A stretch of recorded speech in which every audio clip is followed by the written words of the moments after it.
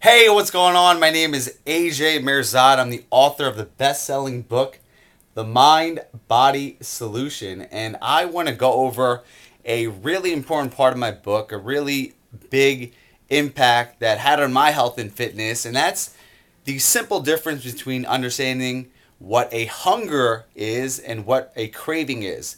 So I was overweight most of my life. At my heaviest, I was 53 pounds. And I realized that why I was so overweight because I was eating when I was just craving. Okay.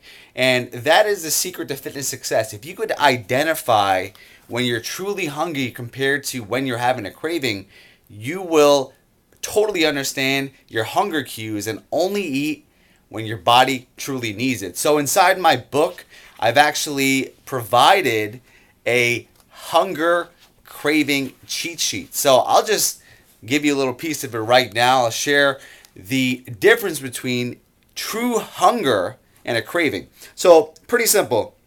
There's a hunger to fullness rating scale, and I'll go over it very simply. So when you've just eaten, you're at a 10. You're absolutely stuffed. Number 9, you're full and your stomach kind of hurts. Okay, you're not fully stuffed, but you're just full that you can hardly move. Number 8 is full and bloated. Okay, so you're at the table, you're like, about to explode. Number 7 is when you start to feel uncomfortable. Okay, this is a warning sign that you're about to get full, bloated, and immovable. So when you start feeling uncomfortable, it's time to stop eating. Okay, number 6 is slightly overeaten, and that's when you're feeling full, but you just feel like having a little bit more. The food's way too good, you want to keep on eating. Number 5 is where you want to be, and that's perfectly comfortable, okay? So it's having your meal, you feel comfortable, but you're not forcing food down your throat.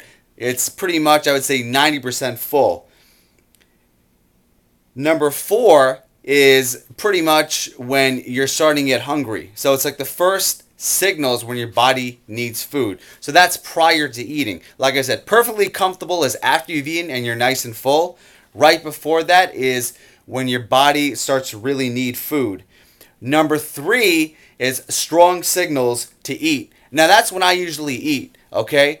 I am a big believer in intermittent fasting, so I usually have my first meal around 1 or 2 o'clock. I try to eat all day long, and it works really good for me because it allows me to eat larger meals in the evening, and I enjoy my food more. But, it's not for everyone. But I noticed around 1 or 2 o'clock, that's when I feel the really strong signals to eat. And I sometimes will eat even earlier. Let's say if I had a really long day than the day before and I've burned a lot of calories or I worked out, I would feel hungry sooner. So 10, 11 o'clock, I'll feel that extreme hunger feeling and then I'll eat. And if you keep on starving yourself and you go past that, then you get very, very irritable. Okay, I try not to get to this point because that's when, let's say, you eat some, you don't eat, you're very hungry, and then 30 minutes after, the craving goes away, and then what comes back is irritation. Okay, and the worst hunger signal is extreme hunger and dizziness. So after you're irritable and you still don't provide your body with food, then you'll be extremely hungry and dizzy.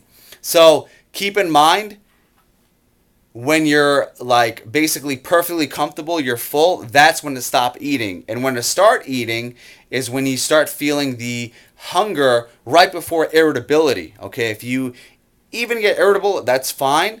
But don't go past that, because what ends up happening is that you end up getting so hungry that you overeat because your body is in a starvation mode. You're gonna have a large amount of food, so just keep that in mind. But a simple rule of thumb: stop it when you're about 80 to 90% full, and you'll be in a good spot where you're not going to overeat and overconsume calories. Okay, so just being more aware of yourself to understand the difference between a hunger and a craving. I'm AJ Mirzad, and we shall talk soon.